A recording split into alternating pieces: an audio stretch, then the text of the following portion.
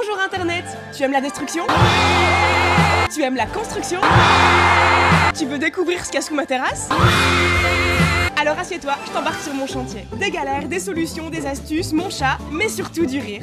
Bienvenue chez moi, mais juste avant... Merci à MyHeritage qui sponsorise cette vidéo. Ça fait un moment déjà que je collabore avec eux régulièrement et à chaque fois j'apprends des nouveaux détails sur ma famille, des nouveaux ancêtres, des nouveaux lieux de vie, des nouveaux métiers, enfin bref, à chaque fois j'en apprends plus sur mon histoire. MyHeritage justement, c'est une plateforme en ligne qui peut t'aider à découvrir ton histoire, tes ancêtres, tes origines et peut-être même parfois rencontrer des membres de ta famille que tu connaissais pas encore. Quand tu t'inscris, tu donnes ton nom, ton prénom, ceux de tes parents, si tu les as, ceux de tes grands-parents et à partir de là, MyHeritage a une tonne d'outils qui va lui permettre de reconstituer ton arbre généalogique. Dans leur banque de données, ils ont des actes de mariage, des actes de naissance, des registres de la commune, de l'armée, des registres nationaux et un tas de papiers en tout genre. Pour ma part, j'ai pu remonter mon arbre généalogique et découvrir des ancêtres sur 10 générations. Bonjour Petroni, apparemment je suis votre arrière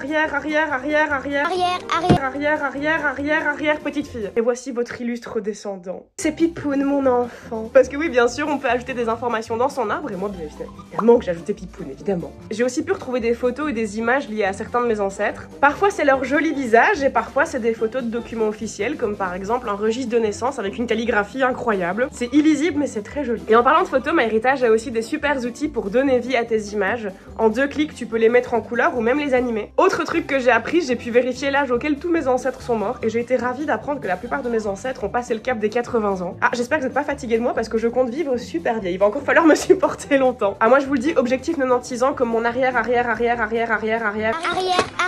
grand-père.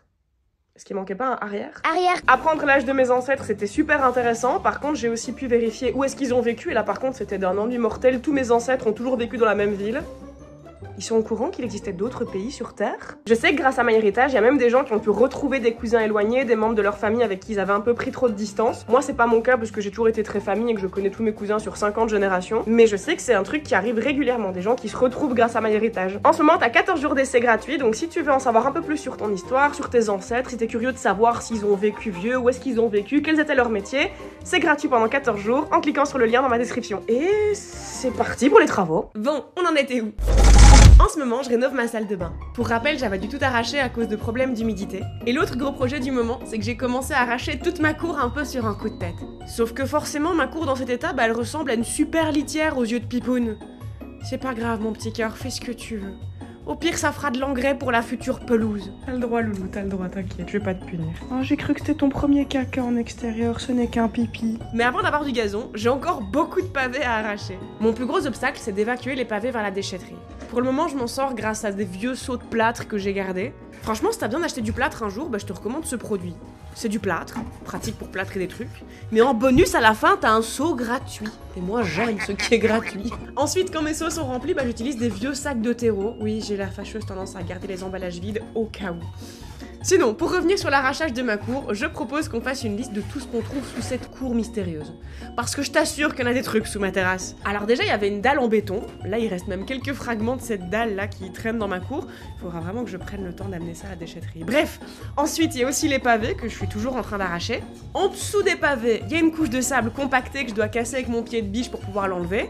Ensuite, sous le sable, visiblement, il y a des briques. Et en dessous des briques, je sais pas encore, va falloir qu'on le découvre ensemble. Les fouilles archéologiques dans ma cour sont loin d'être terminées, mais il faudra que je continue ça une autre fois, parce que là, tous mes seaux et tous mes sacs sont remplis et j'ai plus rien pour stocker mes gravats. L'air de rien, on a déjà bien progressé, hein, regarde. Quand j'ai commencé, la terrasse, elle ressemblait à ça. Avant, après. Bon, c'est moche avant et après, mais ça a bien avancé. Maintenant, ce serait bien d'avancer sur la salle de bain, c'était quand même ça le poste principal à la base, mais c'est la canicule et avec mes Velux, ça tape. Il faut que j'occulte ça si je veux pas mourir de chaud. Il est grand temps qu'on commande des stores pour ces Velux. En attendant, papier intissé. Ça marche bien. Pas du tout. Ça marche vraiment pas bien le papier pour occulter une fenêtre. Mais à ce stade, j'essaie encore de me convaincre que ça va suffire. C'est moche, mais c'est prêt. Mais non, toi t'es pas moche mon petit cœur, toi tu n'es que magnifique. Pour bien couper la chaleur, c'est avec du papier alu que j'aurais dû occulter. Sauf que j'en ai pas à la maison et que j'ai la flemme d'aller au magasin. Et que même si ça marche bof, mes petits bouts de papier c'est déjà mieux que rien. Mais c'est vrai que ça marche bof. J'ai marre de chaud. Je ruisselle. Il y a une rivière de sueur dans mon dos, c'est dégueu. Oh, je me tue. Et tu te souviens que j'ai pas de salle de bain en ce moment? En ce moment, j'ai une écuelle à bétail et un robinet de jardin qui distribue uniquement de l'eau froide. Grand bonheur, grand confort. Je suis dans mon jacuzzi, t'es dans ta jalousie. Je vis la grande vie, je ne m'en cache pas. Bon, allez, un peu de sérieux.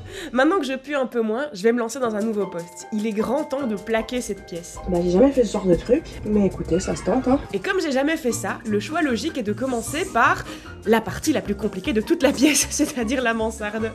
Je sais pas, ça doit être la chaleur qui a tapé sur ma tête et que j'ai trop pris la confiance. Ou peut-être aussi que c'est réellement un poste super facile et que j'ai raison de pas m'inquiéter, on va voir. En attendant, à tort ou à raison, je suis sereine, donc après avoir pris toutes mes mesures, je découpe une première plaque. Pour les découper, c'est super facile, il suffit de 2-3 petits coups de cutter. Maintenant que la plaque est prête, on vérifie quand même vite fait que les dimensions sont les bonnes, et puis avant de visser la plaque dans la structure en bois, on pose quand même un petit filet de colle. Dans le tuto que j'ai regardé, le monsieur il faisait comme ça lui permettait de maintenir la plaque au plafond le temps qu'il mette des vis. Regarde, genre ça tient juste avec de la colle quand lui il le fait. Mais dans la pratique, ou en tout cas chez moi, bah heureusement que Jimmy était là pour maintenir la plaque. Après, peut-être que c'est moi qui avais une colle nulle, hein, mais dans tous les cas, on ne mettra pas de colle pour les plaques suivantes parce que ici, ça sert à rien. Bon, par contre, je suis désolée Jimmy pour ce long moment de solitude.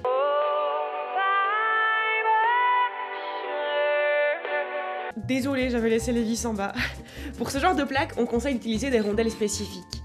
Ça évite que la vis traverse la plaque et ça répartit mieux les forces pour maintenir le machin en place. Sinon, verdict, pour une première, ça s'est vraiment bien passé. Couper les plaques à la bonne taille, c'est assez simple. Les fixer, c'est un peu relou vu qu'on est sous la mansarde et qu'on manque de place, mais en dehors de l'inconfort, c'est plutôt simple. Poser les vis, c'est super facile. Ça se passe bien, mais oups, je me suis encore dispersée dans mes travaux. On continuera de poser les plaques une autre fois parce que là, j'ai très envie d'avancer dans mes toilettes. Cette fameuse vasque, il faudra bien que je la raccorde à un moment si je veux pouvoir terminer de fabriquer le meuble évier qui est en dessous. Là, c'est l'étape où il faut que je prévoie un trou pour passer l'évacuation d'eau, mais problème, j'ai pas de cloche de la bonne dimension, et comme pour le papier alu, j'ai la flemme d'aller au magasin. Alors je sors ma toute petite mèche à bois. Oui, elle est trop petite pour le trou que je veux faire, mais t'inquiète, j'ai un plan. C'est pas la taille qui est la plus importante, c'est le cerveau. Je commence à percer le premier trou, mais je comprends très vite que oui, mon plan va fonctionner, mais ça va pas être de la tarte. Ah bah non, c'est pas de la tarte, du chêne massif. En gros, le plan, vu que je dois faire un gros trou et que la seule mèche que j'ai fait des tout petits trous, c'est de faire 6 petits trous disposés en cercle, et dans la théorie, ça formera un grand trou quand la pièce du milieu va péter. Je me rends compte que j'aurais peut-être dû opter plutôt pour 7 trous au lieu de 6, pour qu'ils soient plus rapprochés et que la pièce du milieu pète plus facilement, mais t'inquiète, on va s'en sortir. Pour la suite de mon plan, il me faut une râpe à bois, un petit peu de biceps, mais surtout, le plus important, une quantité faramineuse de patience. Ça va être long, ça va être physique. En plus, ma râpe à bois est vraiment pourrie et le manche se dégroche tout le temps. Mais je lâcherai pas l'affaire. J'ai trop la flemme d'aller au magasin. Je préfère m'épuiser avec les mauvais outils tout en soufflant comme un bœuf, genre ça m'agace alors que je me suis infligé ça toute seule.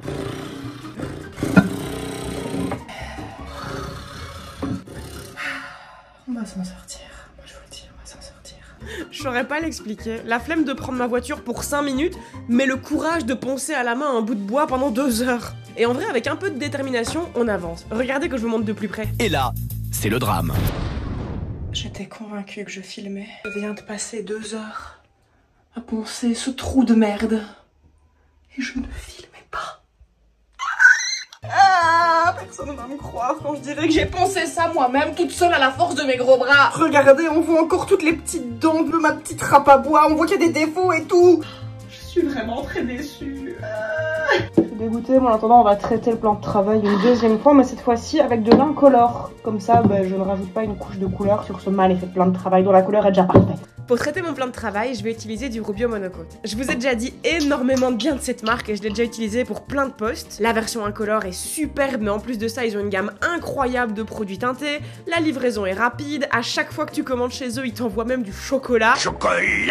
Mais il y a un point négatif avec ce produit dont je ne t'ai encore jamais parlé. Leurs flacons sont à usage unique. Si tu l'as ouvert une fois puis que tu l'as refermé, jamais de la vie tu pourras l'ouvrir une deuxième fois. Jamais. Jamais, jamais, jamais, jamais, jamais, jamais, jamais. Jamais. Ouais. Alors je vous avoue, ça m'a un petit peu gonflé cette histoire de bouchon impossible à ouvrir. Je vais péter un boulon. Alors j'en ai fait un TikTok pour rire, un truc second degré. Oui, mais ils sont obligés de faire des sécurités enfants, c'est pour pas avoir de procès, s'il y a un enfant qui boit ça. Oui, mais si ton enfant boit ça, c'est qu'il est con. C'est de la sélection naturelle à ce stade. Je m'attendais pas à ce que Rubio vienne commenter mon TikTok pour me dire « Il suffit d'appuyer et de tourner ». Petit clin d'œil. Ah oui, c'est vrai. Il suffit d'appuyer et de tourner comme ceci, par exemple. Ou alors, je peux aussi essayer comme ça.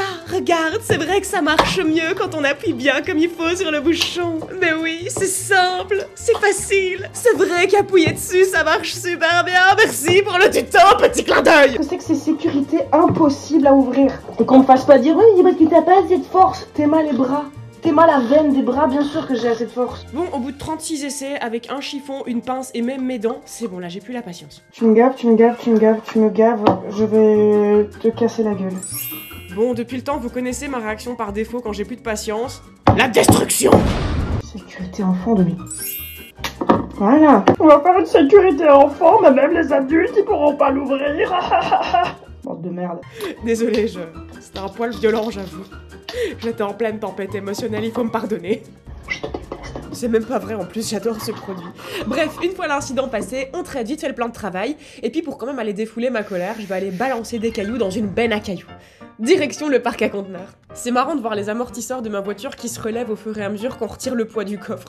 Regarde, si j'accélère, ça fait vioup, vioup, vioup, vioup. C'est drôle. Ensuite, je sais que ça n'a aucun rapport, mais il fallait bien que je finisse d'isoler ce mur tôt ou tard. Et c'est là maintenant tout de suite que ça me prend, alors profitons de cet élan de motivation pour terminer ce mur. Enfin, presque le terminer parce qu'il faut encore que je fasse 2-3 petits trucs électriques, et donc là où il y a des câbles qui passent, bah je peux pas encore mettre de plaques parce qu'il faut que j'y ai encore accès pour plus tard. Et tant que je suis là à te parler de plaques, bah on va en poser une de plus au plafond, ce sera toujours ça de fait. Et tant que je te parle de plafond, ici le coffrage au plafond il est visiblement pas bien d'équerre, alors tant qu'on y est, on va aussi corriger ça avec des bouts de bois. Ce sera toujours ça de fait. Mais oh non, ma caméra est tombée. Bah tant pis, on n'a plus qu'à regarder le plafond dans un silence gênant. Mon téléphone. J'ai soudainement envie de retourner bosser dans la cour, il fait beau, faut profiter de l'été. D'ailleurs, sur notre liste de tout ce qu'on trouve sous ma terrasse, bah, on peut aussi ajouter la décharge des eaux usées qu'on voit ici et ici. Et pendant que je continue de creuser à l'aveuglette sous ma terrasse, bah, Jimmy va utiliser notre luxueuse baignoire d'extérieur. Donc si vous entendez des bruits d'eau, c'est normal, c'est lui qui se lave. Par contre, ici, j'ai clairement une dalle. Une dalle de quoi, je ne sais pas. Mais si je tombe sur du dur, une chape ou je sais pas quoi. Mystérieux. Mais je vous rassure, on aura forcément la réponse à ce mystère parce que je compte pas lâcher l'affaire. Je suis trop curieuse, je compte creuser jusqu'à comprendre exactement de quoi est faite ma terrasse. C'est tout ce que je veux, c'est savoir ce qu'il y a là-dessous. Et là, c'est l'instant prévention. Quand il fait chaud comme ça, et surtout quand tu fais des efforts physiques, il faut bien penser à s'hydrater. J'adore, moi. En 30 ans, il n'y en aura plus. Il n'y en aura plus. Bon, j'avoue, j'ai fait l'instant prévention juste pour pouvoir caler ma rêve. Mais elle est super cette rêve, et en plus c'est vrai, il faut s'hydrater. Il y a une décharge sous ma décharge. Alors oui, du coup, ici, ça c'est la décharge des eaux usées de ma maison. Ça, c'est la décharge de l'eau de pluie, c'est la gouttière qui vient du toit. Et ça... aucune idée. Va falloir qu'on creuse pour découvrir ce que c'est. J'adore l'archéologie. J'adore ça, c'est très chouette. Je comprends rien. On va élucider ce mystère. En attendant, ça fait toujours une ligne de plus sur la liste. Et franchement, la liste, elle se remplit vite. Hein. On en trouve des choses sous ma terrasse. Madame Dupont de Ligonnès? Mais que faites-vous là? Je suis désolée pour cette blague. Elle était trop tentante. Désolée. Bref, je continue d'arracher encore quelques pavés. Je rentre tous mes gravats au fur et à mesure. Et puis mon regard finit par se poser sur ce machin qui est là-bas. On va casser ça. On va casser. Ça va être chouette. Alors, je commence à essayer de comprendre un petit peu comment fonctionne ce machin. Avec un petit peu de chance, si je retire la terre qui est en dessous de cette espèce de drôle de dalle, bah il suffira que je mette mon poids dessus pour qu'elle pète. Ou pas. Je suis pas assez longue. Ça valait la peine d'essayer. Mais bon, tant pis, on va devoir casser ça progressivement. Je rêve. Ça c'est de la pierre bleue. C'est hyper joli et ça coûte super cher. Je sais pas qui a fait ça, mais c'est criminel de couler du stupide béton moche sur de la pierre bleue magnifique. Et attends, la liste part pas tout de suite, j'ai encore un truc à rajouter s'il reste de la place. J'ai trouvé une petite paillette en forme d'étoile. Waouh, on en trouve des choses dans mon pavé. Je tiens absolument à ce que cette jolie petite paillette en forme d'étoile soit sur ma liste, donc on va la mettre là. Comment je vais casser le béton moche sur cette pierre jolie sans abîmer la pierre jolie? On va casser. Je sais pas encore à quoi ressemble cette pierre ni sa taille sous le béton, mais c'est sûr que je vais la garder et je trouverai bien un moyen de l'intégrer dans mon futur jardin. Mais avant ça, faut encore que je trouve le moyen de la déterrer sans l'abîmer. Et là par contre, j'ai une bonne surprise. Cette couche me semble moins solide que du béton. Ça se trouve, cette légaline, ce serait super. Légaline, c'est moins solide et ce sera forcément plus facile à casser. Je suis pas encore fixée parce que autant il y a des endroits qui se pètent hyper facilement, mais il y a aussi d'autres endroits qui ont l'air quand même assez solides. Bon, dans le doute, on va quand même ajouter légaline sur notre petite liste. Il y a plus beaucoup de place, mais je trouve que ça vaut quand même la peine de l'ajouter. Et je sais que j'avais dit que je devais faire attention à pas casser la pierre bleue, mais justement, là, le morceau sur lequel je suis en train de taper comme une dégénérée, c'est une zone où je vois bien qu'il n'y a pas de pierre bleue en dessous, donc c'est bon, je peux taper, il n'y a pas de risque. Quand il s'agit de retirer la fine couche qui est sur la pierre, je suis quand même un tout petit peu plus délicate. C'est très difficile et ça me demande un vrai effort. Être délicate, vraiment, c'est pas dans ma nature. Mais j'en suis capable si je fais très attention. Ou pas vraiment, parce que là, je viens de péter un burin. Cassé. C'est pas ça qui va m'arrêter. Hein. Je retire le manche en bois et je me contente de taper sur la partie métallique de la spatule.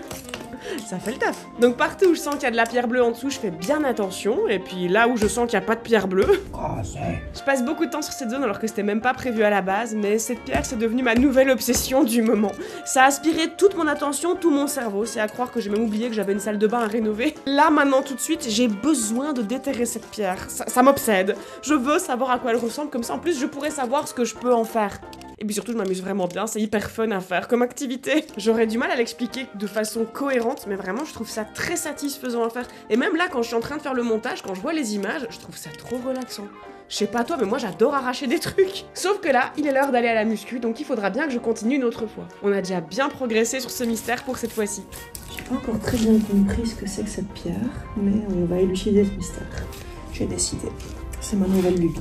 Là, à ce stade, j'ai l'impression que la pierre, elle s'étend pas sous toute la dalle en béton. On dirait qu'elle fait une trentaine de centimètres de large sur une quinzaine de centimètres de haut. Ce serait le format parfait pour faire des petites marches pour descendre de ma terrasse vers mon jardin. Transition pipoune, et puis on fait un trajet de plus à la déchetterie pour vider tous les seaux et tous les sacs de gravats. J'ai besoin de récupérer de quoi stocker les débris pour continuer de casser ce qu'il y a autour de cette dalle. Ah, je vous l'ai dit, ce gros caillou, c'est ma nouvelle hyperfixation du moment. Je ne ferai rien d'autre tant que j'aurai pas fini de le déterrer. Et puis aussi, ça fait une semaine qu'on est en pleine canicule, je meurs de chaud et mes petits bouts de papier sur mes Velux n'ont fait aucun miracle dans la maison. Alors oui, il fait chaud dehors aussi, mais il fait quand même un petit peu moins chaud qu'à l'intérieur sous ma mansarde. Et attendez, écoutez. C'est quoi ce miracle qu'on entend? L'eau est revenue! J'ai rarement été aussi heureuse de voir de la pluie. Mais j'en connais un qui était un chouïa moins enthousiaste que moi. Alors c'est cool, tu vas oser venir mon petit cœur? Non, Loulou, c'est chouette la pluie. Ça rafraîchit même, ça fait du bien. Et en plus, ça sent bon. On a même le spectacle son et lumière. Je lui ai sorti mes meilleurs arguments marketing en faveur de la pluie, mais il était vraiment pas convaincu. Je suis désolée, mais ce son marche trop bien quand on tape au marteau en accéléré.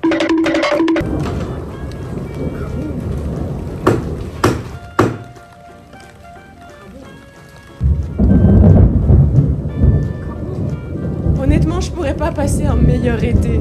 Tapez, tapez, tapez pour casser caillou et gros kaboum dans le ciel. Ma voisine est vraiment bizarre. Je sais pas si mes voisins étaient chez eux ce jour-là, mais s'ils y étaient et que leurs fenêtres étaient ouvertes, ils ont dû entendre la folle dingue du quartier, moi, chanter comme une dégénérée en tapant, tapant, tapant, tout en criant kaboum à chaque éclair. Claire, il y a une miséreuse là sous la pluie. Justement, j'ai eu trop chaud toute la journée, laisse-moi kiffer la pluie. Tu nettoieras tes pieds avant de rentrer là.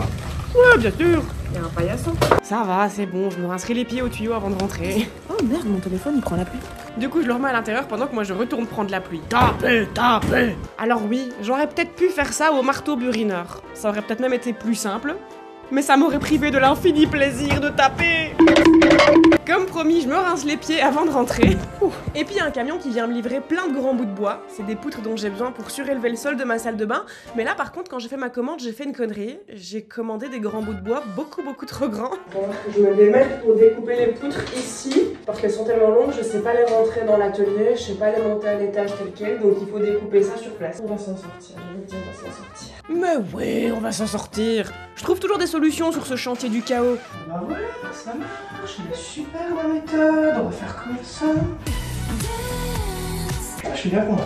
Ça va se dérouler dans le chaos le plus total. Vu de l'extérieur, mon idée a l'air catastrophique, c'est terrible. Mais regarde, je fais des tests et tout, j'essaie quand même de vérifier que c'est plus ou moins stable avant chaque découpe. Oui, on s'en sort. Non. La seule chose qu'on peut voir, c'est ma profonde incompétence quand il s'agit de suivre les mesures de sécurité. Ne prenez jamais exemple sur moi, les enfants. Je sais pas comment enchaîner sur la suite, donc voici Pipoun. Et puis voici la suite.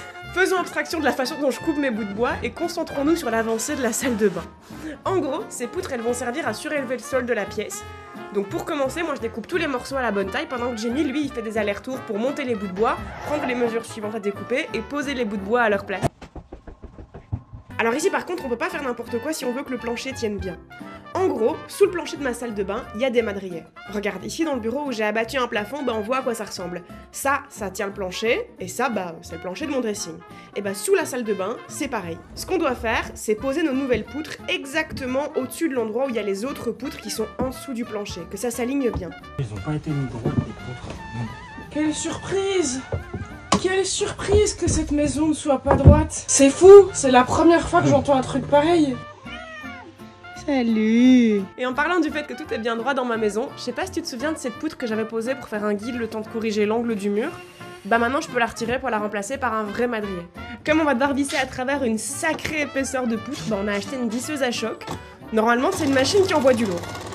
Et oui, je confirme, ça envoie du lourd. Pour visser l'autre côté, on se rend compte que la poutre était un petit peu incurvée, mais c'est pas grave, on va se servir d'un serre-truc pour la maintenir à sa place de force le temps qu'on puisse planter la vis. Et là, j'ai pas accéléré la vitesse du plan, c'est la vraie vitesse à laquelle va la visseuse. Ma radinerie et moi, à la base, on voulait se contenter de la petite visseuse habituelle, mais là, c'est Jimmy qui a insisté pour qu'on achète une vraie visseuse à choc. Et pour le coup, je suis bien obligée de reconnaître qu'il avait entièrement raison. Ça me fait mal de l'admettre, mais parfois, utiliser les bons outils, c'est mieux. Surtout quand il s'agit d'enfoncer des vis de 18 cm au travers de 2 madriers et une couche de plancher. On met plein de vis partout le long de chaque poutre. En fait, le but, c'est de solidariser la couche de madrier qui est au-dessus du plancher avec la couche qui est en dessous du plancher. Donc j'ai acheté des méga longues vis qui traversent bien toutes les épaisseurs. Et honnêtement, ça servait à rien d'être deux sur cette tâche. J'aurais pas été plus lentement si je l'avais fait toute seule, mais c'est juste que ce nouveau joujou est super rigolo. On avait envie de s'amuser tous les deux. Non, vraiment, ose regarder ça et me dire que t'as pas envie d'essayer. Un max de fun à la fois, mesdames et messieurs, mesdames et messieurs. Et puis, Pipoun, il a dit miaou en regardant dehors. Alors, comme je cède à tous ses caprices, on va aller dehors. Salut toi. Normalement, je suis supposée avancer tout en haut dans la salle de bain, mais Petit Pou est tellement mignon dans la cour. J'ai pas envie de le forcer à rentrer, il a tellement l'air de passer un bon moment. Je vais aller voir s'il me reste des sons. S'il en reste, on va travailler dans la cour. Bonne nouvelle, il me reste de quoi stocker les gravats.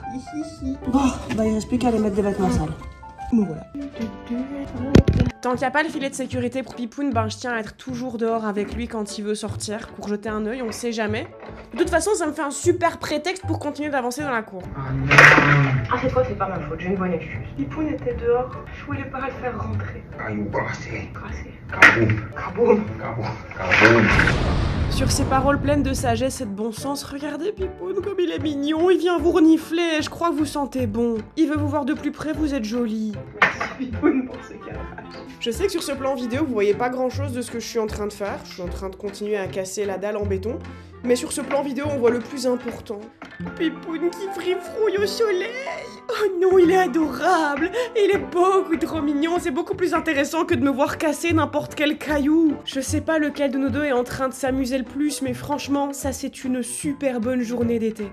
D'ailleurs, il fait chaud, faut pas oublier de boire. J'adore l'eau. Dans 20-30 ans, il n'y en aura plus. Quel drame. Bon, et sinon, on peut ressortir la liste parce que j'ai trouvé un nouveau truc. Un petit bout de scotch. Commence à manquer un peu de place sur ma petite liste. Bref, j'ai avancé toute l'après-midi jusqu'à ce que Pipoun décide qu'il était l'heure de rentrer. Donc si Pipoun a décidé, voilà, c'est l'heure de rentrer. Attention, j'ai des cloches au bout de pouce. Il est temps d'aller avancer sur autre chose. Comme vous n'avez pas vu grand chose de cet après-midi de travail, je vous montre quand même où on en est. Voilà, c'est ça l'avancée. D'ailleurs, ça tombe bien que je déterre aussi cette décharge d'eau de pluie parce que je compte changer toutes les gouttières et pour ça, il faut y avoir accès. Pause câlin et puis on continue en haut. Pour surélever le sol, je dois faire ce qu'on appelle un chaînage. En gros, il faut que j'ajoute des petits bouts de poutre dans la largeur entre toutes les poutres qui ont été posées en longueur. J'adore. Bon, je commence par mesurer et puis je descends en bas pour découper tous mes petits bouts de poutre. Est-ce que je saurais monter tout ça d'une seule traite? Non, je crois pas. Oh, je dois faire des allers-retours en plus. Pourquoi j'ai acheté une tour? Pourquoi? Il faut en plus que je monte les vis et mon téléphone. J'ai trop la flemme de faire des allers-retours donc je vais quand même tenter. Peut-être qu'on peut s'en sortir. On va y arriver. Il n'y a plus qu'à choper le téléphone et on y est. Je pose là. Ouais, là, ce sera bien. Et ben voilà, je vous avais bien dit qu'on trouverait une solution. Le pouvoir de la flemme l'emporte toujours et je n'ai pas dû faire d'aller-retour. Une fois en haut, je dois mettre chaque bout de bois à sa place. Toi, tu es numéro 2 aussi. J'ai numéroté chaque petit bout de bois pour le mettre à sa place parce que y a pas deux bouts de bois qui ont la même dimension. Bah non, ma maison elle est pas droite, toutes les mesures sont différentes évidemment. Ensuite, ces bouts de poutre, il faut pas se contenter de les poser là, il faut évidemment les visser aux grandes poutres. En gros, ça relie toutes les poutres entre elles et ça répartit beaucoup mieux le poids sur toute la structure de la maison. Ce truc, ça s'appelle un chaînage. Et au-delà du rehaussement du sol, à la base, c'est une méthode utilisée pour renforcer le sol. Ça transmet mieux les charges vers les murs porteurs et c'est supposé stabiliser le tout. Je dois descendre une deuxième fois pour couper les sections suivantes, toujours dans le confort le plus optimal bien sûr.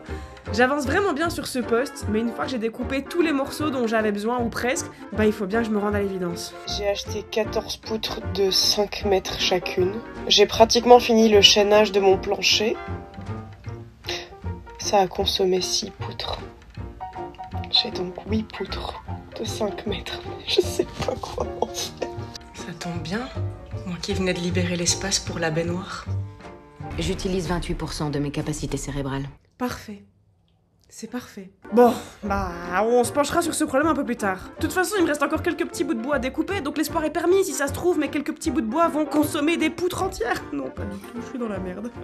C'est pas grave, on va taper sur des bouts de bois avec des bouts de bois. Ça résoudra pas du tout mon problème, mais ça me mettra déjà de bonne humeur.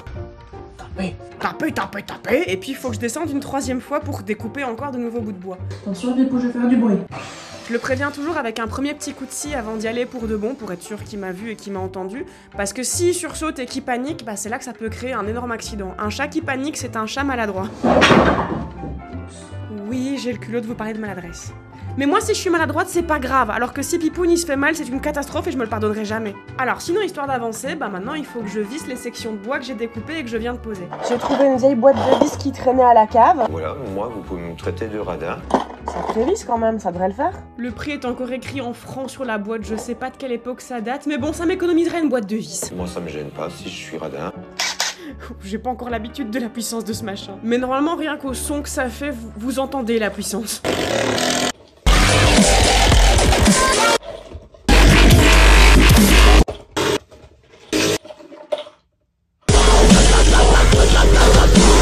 J'aime bien la dubstep.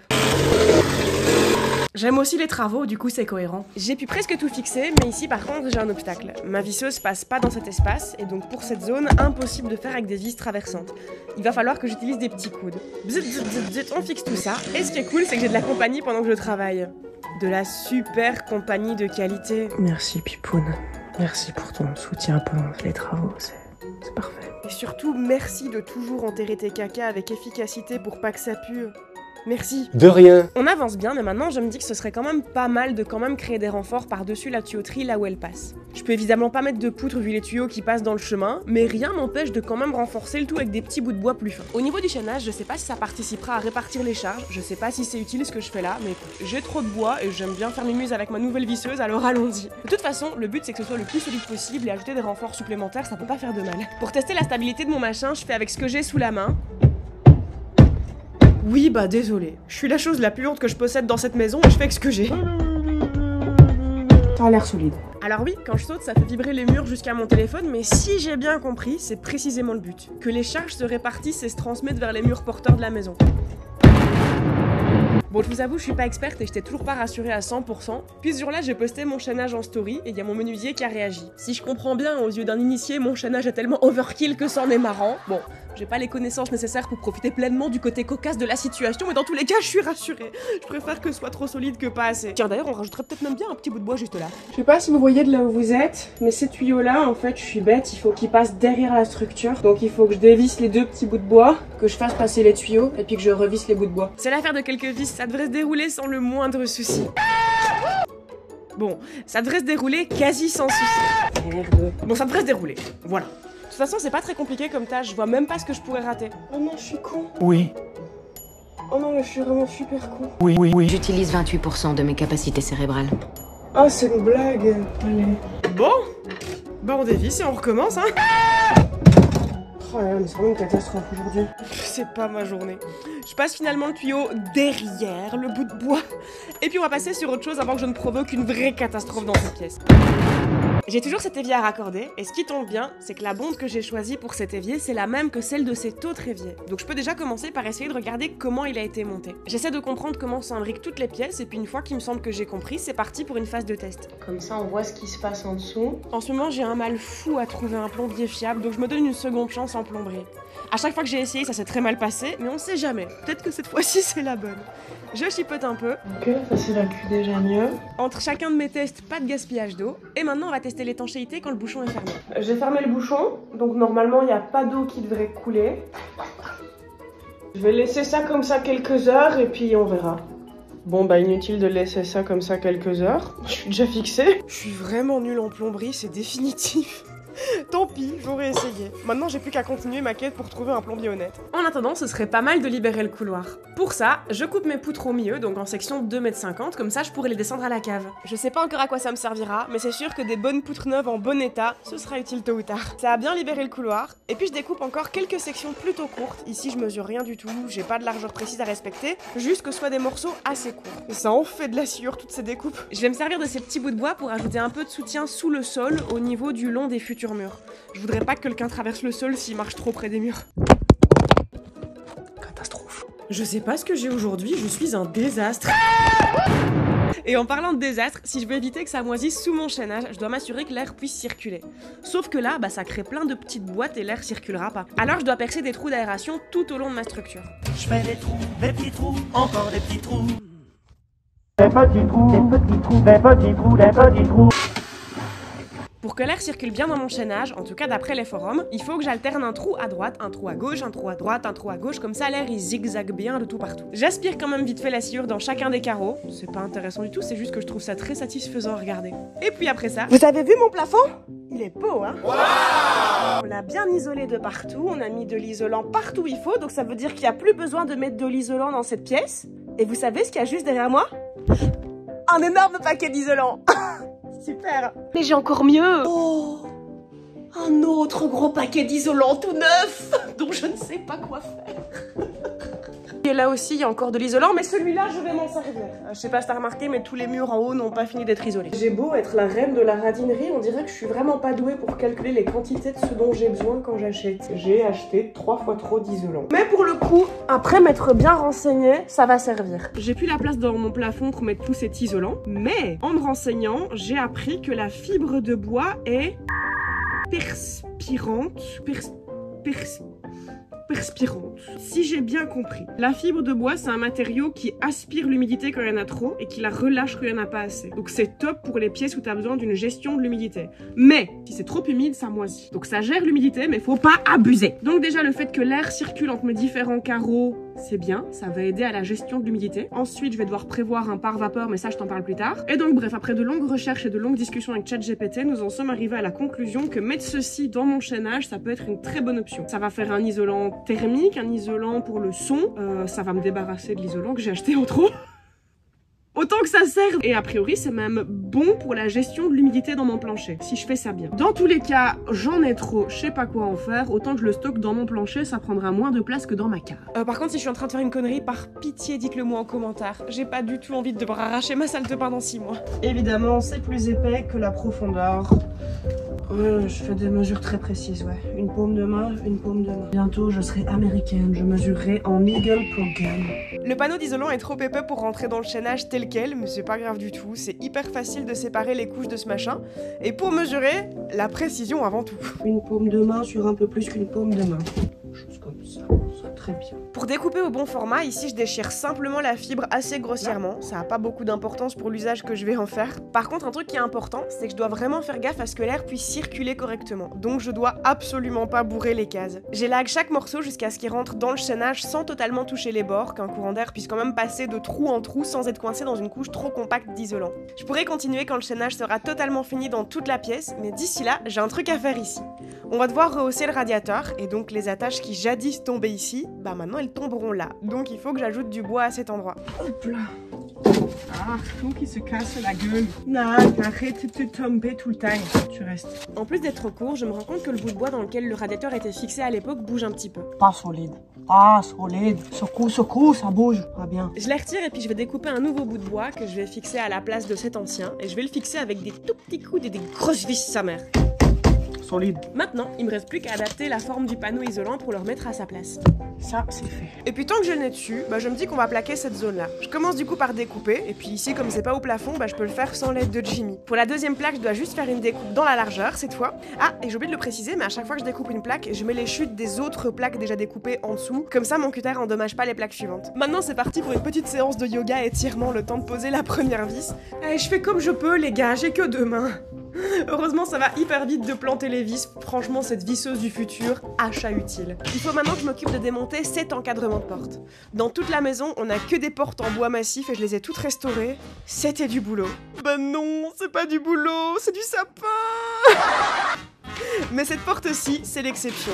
La seule porte en contreplaqué moche de toute cette tour. Du coup, ça dégage, ça n'a rien à faire là. Et en plus, il faut que je dégage l'encadrement de porte pour travailler sur la suite. Et la suite, la voilà. Comme je rehausse le sol de la salle de bain, maintenant, il y aura une marche entre les 2 pièces. Et ce serait quand même bien de la renforcer. Donc, je vais chercher un bout de poutre à la cave pour fabriquer un renfort bien solide pour cette marche. J'ai aussi fabriqué des cales à la bonne taille pour que ça tienne bien. Et puis maintenant, je mets des méga longues vis qui traversent le tout. Pour la suite, ça se passe juste là. Je vais commencer à plaquer cette partie de la pièce. Donc, je commence par découper une plaque de la bonne largeur. À ce stade, j'ai pas encore la moindre idée de comment je vais découper l'encadrement, mais on trouvera bien. Peut-être avec la petite scie à main, pourquoi pas, si on teste. Test numéro 1, la petite scie à main. Ça marche trop bien. Ah ouais, pour découper, ça marche hyper bien. Par contre, ce sera peut-être pas l'outil parfait parce que le dos de la scie coince et ça me force à devoir faire des grandes ouvertures de barbare pour pouvoir aller un peu plus loin. Mais t'en fais pas, je finirai forcément par trouver la meilleure solution. Laisse-moi juste faire 2-3 tests. Je teste des trucs, je teste. J'ai jamais fait ça de ma vie, essaye. Pour le moment, c'est un carnage, mais t'inquiète, j'ai encore une grosse marge d'erreur. Là, je suis en train de découper à plusieurs centimètres du vrai bord de la fenêtre. Le test suivant, c'est de découper très grossièrement le bas avec un cutter. Et puis c'est seulement maintenant que je me pose la question de comment proprer les bords. Je réfléchis, je cherche des idées. Comme j'ai vraiment une très grosse marge d'erreur, je découpe quand même un poil plus proche du bord. On avance. Et attendez, vous verrez beaucoup mieux si je vous mets là. Il est bien là, mon cadrage, ok? C'est assez rare pour le souligner. Pour le proprage des bords, j'essaye ensuite de découper au cutter en appuyant ma lame sur l'encadrement du Velux. Comme ça, la découpe suivra exactement la forme de la fenêtre. Oh non, mais je viens de réaliser qu'avec ce plan, ça vous fait un gros contre-plongé sur mon opulente poitrine. Quelle indécence. Finalement, j'ajouterai quand même peut-être bien quelques vis, histoire que la plaque, elle tienne bien pendant que je découpe. Eh, vous voulez voir ma rondelle?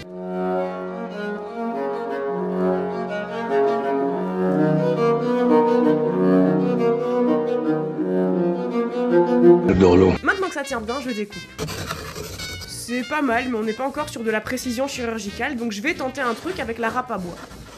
Et en fait, c'est adjugé vendu. J'ai trouvé la méthode idéale pour un rendu vraiment impec. C'est fini le plan sur mon opulente poitrine. Oh, c'est si triste, il y avait tant de choses à voir. Non, sinon, du coup, ça suit parfaitement l'encadrement en bois. Je sais pas s'il existait une méthode plus conventionnelle pour faire ça, mais je suis très contente du rendu, donc maintenant que j'ai trouvé une méthode qui me convient, la suite. Mais toi-même, le pigeon. J'aime bien les animaux, hein, mais quand tu à partir de 7h du matin et que moi je dors, c'est chiant. Il répond en plus. Attention, hein, sinon je libère mon chat surtout. C'est faux, je ferai jamais un truc pareil, c'est beaucoup trop mignon les pigeons.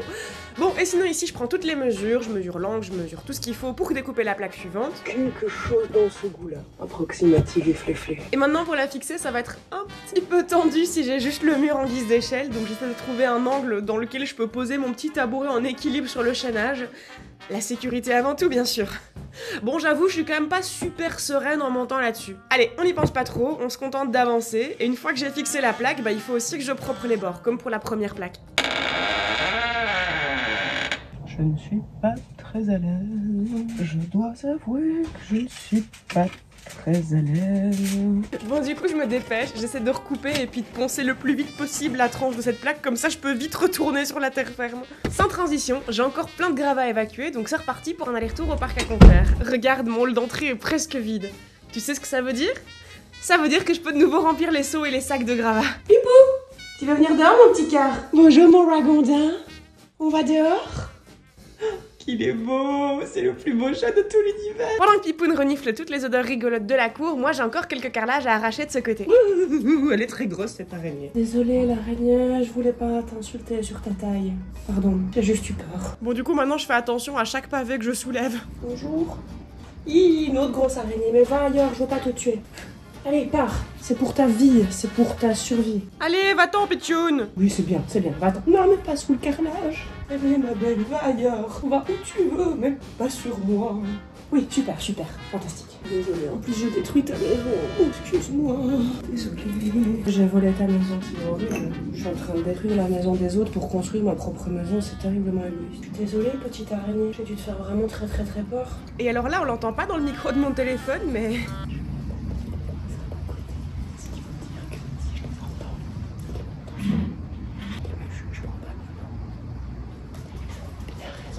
Imagine, t'es une petite dame bien gentille, tu vis ta petite vie dans ton petit jardin, et là t'entends ta voisine. Bonjour, désolée, j'ai volé ta maison. Je veux pas te tuer. C'est pour ta vie. Non, mais pas sous le carrelage. Je voulais pas t'insulter. Allez, pars. Plus je détruis ta maison. Les voisins, appelez les flics. Désolée, promis, j'essaierai de plus trop parler aux araignées. Bon, sinon, après le carrelage, il est temps de voir ce qui se passe sous les briques. Ou en tout cas, sous ce qu'il reste de ces briques. Elles tombent en poussière, elles sont foutues de chez foutues. Il va falloir que je comprenne ce qui s'est passé ici. Et maintenant que j'ai retiré une brique, tu sais ce qu'il y a sous les briques? Encore des briques. Je suis pas sortie de l'auberge.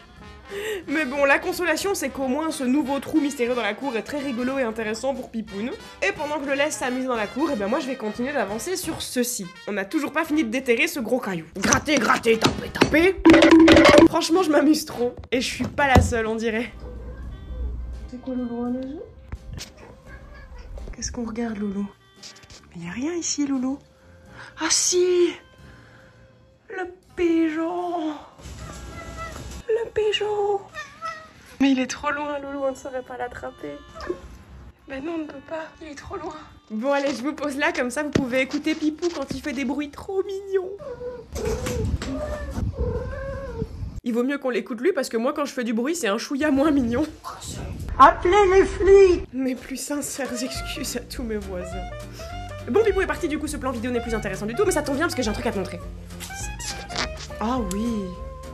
Ah vraiment oui, ah, je trouve ça terriblement satisfaisant, c'est de l'ASMR pour moi. Caillou. Appelez les flics. Maintenant que Pipoune est descendu de la petite fenêtre, il s'est posé là au soleil. Je sais, ça n'a rien à voir avec les travaux, mais il était vraiment trop mignon. J'étais obligée de vous montrer ces plans vidéo avant de passer à la suite. Il me reste un dernier truc à casser si je veux pouvoir dégager cette grosse pierre de taille. Là, il y a une espèce d'agglomérat de briques, de cailloux et de je sais pas trop quoi, mais c'est assez solide et il faut que je pète ça pour dégager la grosse pierre. Et c'est seulement maintenant que j'ai décoincé ce gros caillou que je me rends compte que ça, là, bah c'est aussi une pierre de taille du même format, mais juste posée dans l'autre sens. Alors elle est fissurée, c'est un peu dommage, mais en attendant ça me fait déjà 2 marches en pierre naturelle pour la descente de ma future terrasse. J'ai déterré les gros cailloux, ça c'est super. Et maintenant je vais m'occuper des tomates dans le fond de la cour. Ah oui d'ailleurs il faut que j'ajoute les tomates sur la liste aussi. Je vous pose sur le muret, et puis je retire les tomates une à une. Je vais les trier pour potentiellement les restaurer, parce qu'en fait je trouve qu'elles ont du charme. Il y a peut-être moyen que je les réutilise pour autre chose. La bonne nouvelle c'est que sous les tomates il n'y a pas de briques. Il y a juste du sable que je retire, et en dessous on dirait bien que j'ai enfin atteint la couche de terre. Bon par contre il y a un truc auquel j'avais pas pensé. Oups. Qu'est-ce qui se passe? Je m'étais pas rendu compte que j'avais enlevé autant que ça. Essaye de l'attraper pour voir. Vas-y, essaye.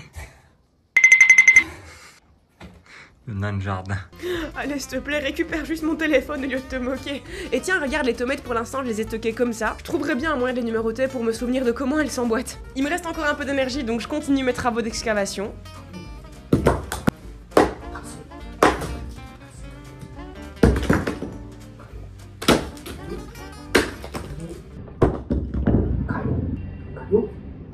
Les flics. Dans le chemin, donc on va plus jeter les cailloux. Non, quand Pipoune est là, on jette pas les cailloux. On lève son cul, on va les déposer délicatement. Est-ce que tu peux attendre un petit peu avant d'en faire une litière, mon petit cœur, s'il te plaît? Parce que j'ai pas très envie de faire mes travaux dans ton caca. On peut ressortir la petite liste parce que j'ai encore trouvé un truc. Ça, c'est du clou rouillé. Malheureusement, le clou n'est pas la seule chose que j'ai trouvé ce jour-là. J'ai trouvé Madame de Ligonnès. Je suis Désolée, je sais que c'est une mauvaise blague, mais comment tu veux que je me retienne de faire cette blague quand je trouve des os sous une terrasse? D'ailleurs, s'il y a des experts en ossements dans les commentaires, dites-moi c'est un os de quoi ce truc? Bon, à part ça, on a bien avancé pour aujourd'hui, et le lendemain, on continue. Caillou fait tomber le téléphone. Et il faut dire que j'apprends pas beaucoup de mes erreurs. Et on remercie tous Pipoun pour son aide de qualité. Merci Pipoun, c'est super. Parfait. Génial. Merci, ce sera génial de travailler avec cette odeur pour le reste de la journée. Ah, et pour la musique, si tu te poses la question, eh ben j'ai le droit. Hier, ma voisine s'est fait toute la discographie de Mylène Farmer à fond, donc aujourd'hui c'est mon tour. J'ai rien contre Mylène Farmer, j'ai rien contre ma voisine, mais chacun son tour de choisir la playlist. En plus, la playlist que j'ai mise, je crois pas que c'est ça la plus grosse nuisance sonore aujourd'hui. Désolé les voisins. Bon, en vérité, je balance quelques cailloux, mais je balance surtout beaucoup de poussière de briques décomposées. Elles sont foutues, ces briques. La plupart des briques sont trempées, et je trouve même quelques morceaux de briques qui ont été polis par l'écoulement de l'eau, genre comme du verre poli qu'on trouve à la plage. Et la raison, je vais vite la comprendre. Il y a une espèce de croûte étanche sous les briques, une ancienne chape ou je sais pas quoi. Elle est en très mauvais état et elle est pétée à plein d'endroits. Par contre, tous les endroits où elle est cassée, les briques sont encore relativement correctes, mais partout où la dalle étanche était intacte, les briques se décomposent comme un crumble. Donc si ma déduction est juste, en gros l'eau de pluie se retrouvait coincée dans la couche de briques sans pouvoir s'écouler vers la terre, et mes briques ont trempé comme ça pendant plus de 100 ans. Et les briques c'est pas fait pour être immergées sur le long terme. Bon, sinon Jimmy il a encore rien vu de mon carnage, et je crois qu'il est temps de lui montrer. J'ai tout cassé. Ah bon? Vas-y. Comment ça va tout casser? Qu'est-ce que t'as plus qu'un... Ouais. J'ai tout cassé. C'est bien, on a une montagne. On a une montagne de cailloux. Si je l'appelle, c'est aussi pour avoir son avis sur l'odeur de la terre. D'après internet, si elle sent la forêt de sapin, normalement c'est qu'elle est fertile, et si elle sent le moisi, bah c'est que c'est caca comme terre. Elle sent pas grand-chose, hein, cette terre. Elle sent rien. L'autre test que je peux faire, c'est la texture. Et la texture est pas mal, ça me fait ni un boudin argileux, ni du sable. Et bonjour surprise, on est 10 jours plus tard. Bonjour mon loulou. Pendant que je faisais le montage, on a eu plein de bonnes nouvelles. La semaine prochaine, j'ai loué une benne à gravats. Donc pour évacuer toutes les briques de la cour, ça va aller carrément plus vite parce que j'en pouvais plus de faire des allers-retours au parc à conteneurs. Ça veut dire que bientôt, il y aura plus une seule brique dans ma cour et qu'on va pouvoir avancer ici. Bonne nouvelle suivante, j'ai reçu les prises. Ça faisait 1000 ans que j'attendais ce colis. Je l'ai même pas encore ouvert, je me retiens, comme ça j'ouvrirai ça avec vous dans le prochain épisode. Maintenant que j'ai ceci, je vais pouvoir terminer les toilettes en haut. Et là-dedans, il y a également toutes les prises et toute l'électricité de la salle de bain. Je vais enfin pouvoir refermer les murs maintenant que j'ai ça. Ah oui, aussi vite fait, tant que j'y pense, j'ai lancé la commande pour les stores de Velux dans la chambre. Ce sera quand même plus efficace que mes petits bouts de papier et plus joli que mes petits bouts d'alu. Mais enfin, la plus grande et la plus merveilleuse de toutes les nouvelles. J'ai trouvé un plombier! Un bon plombier en plus! Regarde, il m'a raccordé mon robinet! Mon robinet! Mon robinet! L'eau est revenue. Et finalement, verdict, il n'y a pas d'éclaboussure, c'est bon, de ce côté-là tout va bien. Ce qui veut dire que dans cette pièce, je ne suis plus coincée par quoi que ce soit, parce que ici, tant que le siphon n'était pas installé, je ne pouvais pas refermer cette partie-là. Donc maintenant que c'est fini, bah, je peux terminer toute cette zone et la pièce sera enfin finie. Parce que si tant que j'avais pas fini cette zone, je pouvais pas poser les plaintes, et puis il me manquait aussi la prise et l'interrupteur. Cette pièce peut être terminée, j'ai tout ce qu'il me faut, ça y est, c'est génial. Et je me suis promis que j'attendrais que la pièce soit entièrement finie avant de... Oh, regardez qui vient d'arriver! C'est Jean-Philippe! Bref, qu'est-ce que je disais? Oui, j'attendais que la pièce soit finie pour pouvoir enfin retirer le plastique. Ça fait genre 2 ans qu'ils sont sous bâche, ces pauvres petits n'aiment rien. Bon, bien sûr, le plombier a aussi avancé dans la salle de bain. C'était ça le poste principal à la base. Ici, il a pu me rehausser toute la tuyauterie du radiateur pour pas qu'elle soit cachée dans le sol parce que c'est une belle tuyauterie en cuivre et que j'ai envie de la garder. Ce qui fait que je vais enfin pouvoir terminer le chaînage ici. Et techniquement, toute la pièce est prête pour que je referme le sol. Il m'a fait un boulot incroyable. Je l'adore. Enrique, si tu passes par là, gros cœur sur toi. J'allais oublier. J'ai une baignoire qui arrive dans 3 jours! 3 jours! Donc voilà, toute la tuyauterie est prête dans la salle de bain. Regardez, là-bas c'est ma future douche, là c'est mon futur robinet et là-bas ce sera la future baignoire. Bref, j'ai déjà hâte de la prochaine vidéo. Merci à MyHeritage qui a sponsorisé cette vidéo. Je te rappelle que si tu veux découvrir tes origines, tu peux cliquer sur le petit lien dans la description, c'est gratuit pendant 2 semaines. Et en 2 semaines, tu peux déjà apprendre un tas de trucs. Et je sais pas si vous avez remarqué, mais on a passé le cap du million. J'aurais jamais cru dire cette phrase un jour dans ma vie. Quand j'ai créé ma chaîne YouTube, j'aurais jamais cru en arriver là. Et c'est totalement grâce à vous, donc merci du fond du cœur. C'est parce que vous avez choisi de m'accorder votre temps, de regarder mon contenu que j'en suis là aujourd'hui. Donc vraiment, vous avez toute ma gratitude. Alors je sais que vous ne me suivez que pour Pipoun en réalité, vous avez bien raison, mais ça me convient. 1 million de petits chats en chocolat, tu te rends compte? Bref, tu serais vraiment un petit chat en chocolat si tu pensais à t'abonner et activer la cloche. Si t'es déjà abonné, que t'as déjà activé la cloche, eh bien tu es déjà un petit chat en chocolat. Et moi, d'ici la prochaine vidéo, je te fais des gros poutous. Oh là là, Pipoun qui a 1 million d'abonnés, c'est le petit chat le plus aimé d'internet.